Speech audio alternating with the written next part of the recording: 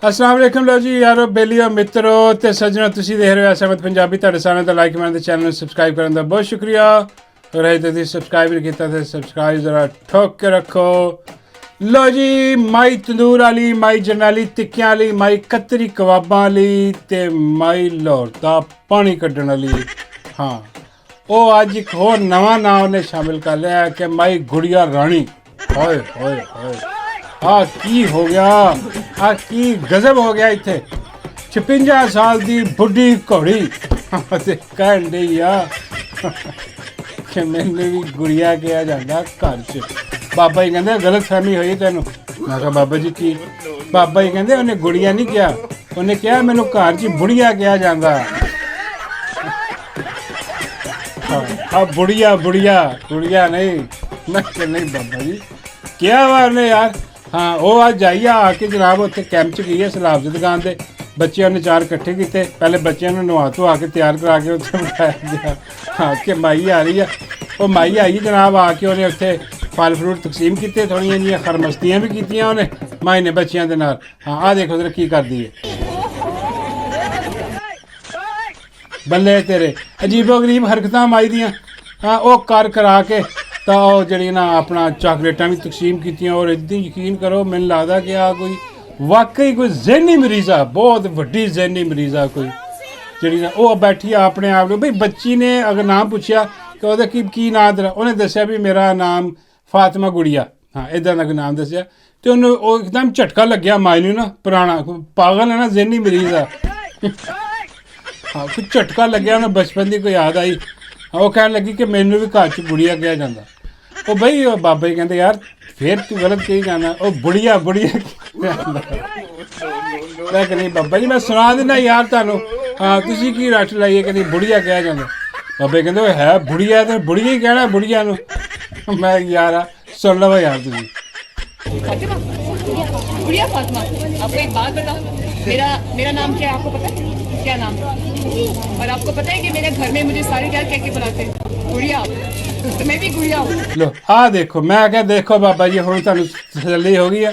बाबा जी कहते हाँ भी ये गुड़िया कह रही है, लेकिन ये मेरा ख्याल है कि दूजी गुड़िया आ कोई खेडण वाली नहीं। मैं कहा बाबा जी दूजी केड़ी गुड़िया? बाबा जी कहते वो नहीं जी चक्की गुड़िया होंगी है। गुड़िया अभी गुड़िया ही है ना खिडौना। हाँ ये लगती है मैंने पूरी यही गल कर रही होनी कि घर च इनू यह कहते जालम किस्म की जहनी मरीज़ा दिमाग इहदा खराब। वो भी बच्ची ने तेनों कह ही दिता तो तू अपनी कहानी जरूर विच पानी सी, तू वो मुस्करा देंदी कोई होर गल कर देंदी और नाल अजीबो गरीब तरह जी ना शर्माई जाती, दुपट्टा इधर उधर करके एकदम पागल वांगू। पागल बंदे धुरे पैंदे हैं। हाँ और कई लोग कह रहे हैं हूँ इतने कि यार यदा जहनी तवाजन ठीक नहीं गा, ये बिल्कुल पागल है, इन्हूं दौरे पैंदे ने, मैडिसन खांदी है अपने दिमाग नूं जरा ना वो थोड़ा बहुत जिन्ना भी तुहाडे सामने है इन्ना क रखण वास्ते भी बड़ियां दवाइयां खांदी है, बड़े इलाज चल रहे हैं ये तो सर्जरियां तो लैदा यह इलाज वखरा दिमाग का क्योंकि दिमागी तवाजन इसदा खराब आ। देखो किदां दी अजीबो गरीब किस्म दी हरकतां कर रही है, टिकटॉक बनवा लो और जदों बोल दिया हाँ कुंडा ही खोल दिया बेड़े गर्क कर दिया। हाँ भाई तो ये वाकई जरा ना इनू इलाज की जरूरत है। और मैनू हैरानगी होंदी है कि बई आ जेड़े अपने जिन्हों ने इनू लाया वा इत्थे बई आ कोई खुदा दा खौफ करो, एक जहनी मरीज़ जी ना तुसीं मुसलत कर दी उत्ते। मैनू समझ नहीं आती कि बई फील्ड मार्शल साहब ने बनवाया सारा कुछ करवाया वही लाने वाले आ, बई वो इन्नी गहरी किवें इन्हां दी जिहड़ी ना आपस च बन गई ये नहीं समझ आ रही कि एक जहनी मरीज़ नाल तुसीं चल ही नहीं सकते। एक जहनी मरीज़ आ वो बैठा भी जरा ना तुहाडा दिमाग खराब कर देगा। वो बंदे नूं पता है कि यार जहनी मरीज़ आ, हाँ एक की उजाड़ के रख देगा, इन्हूं जिथे भी लावांगे बर्बादी फिरेगी। उन्हें वो सारा ला के ये नहीं समझ आई। ये फिर मैंने समझाया बाबा जी ने।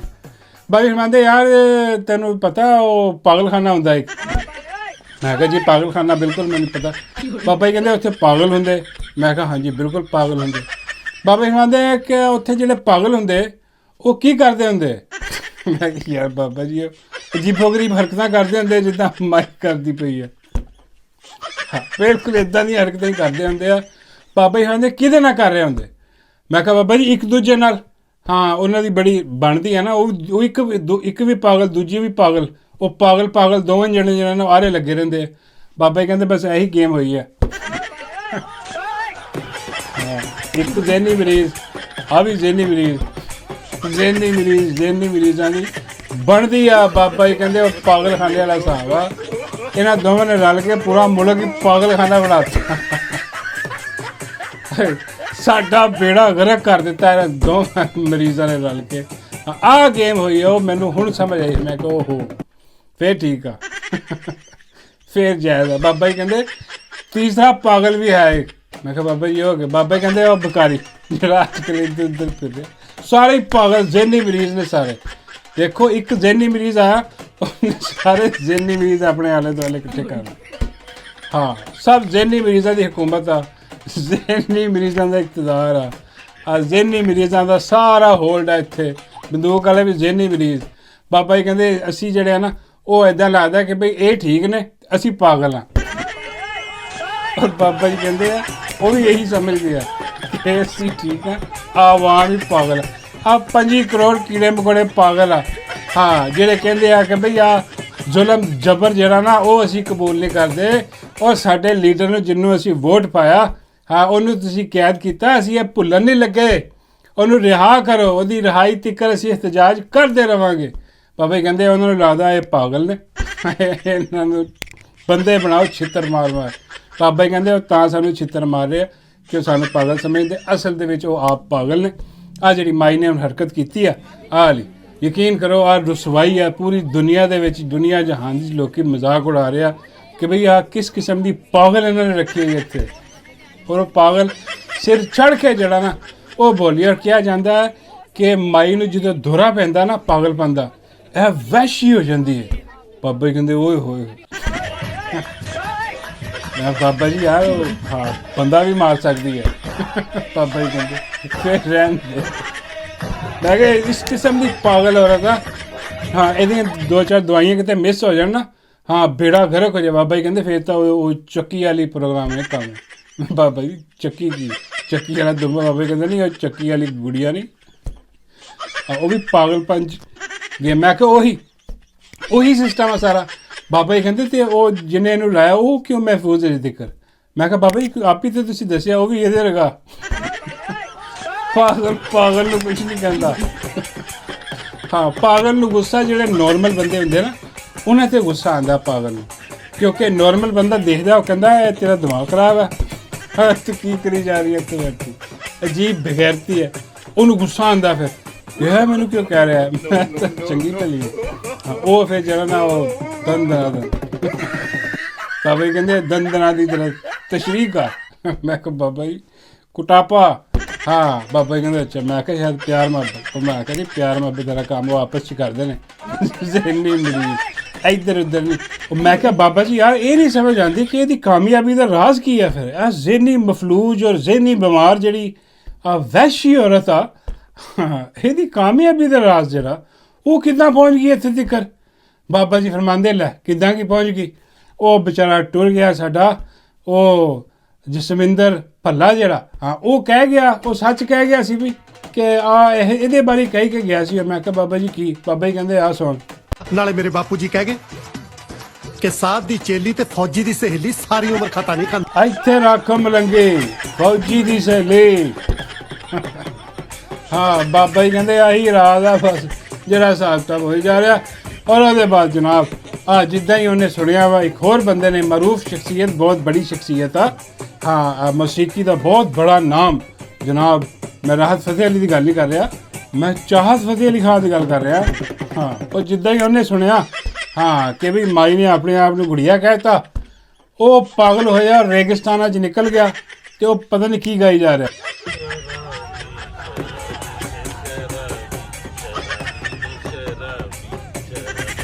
ਉਹ ਬੇੜੇ ਗਰਕ ਤੇ ਠੰਡੀ ਸੜਕ ਆ ਕੀ ਹੋਈ ਜਾ ਰਿਹਾ।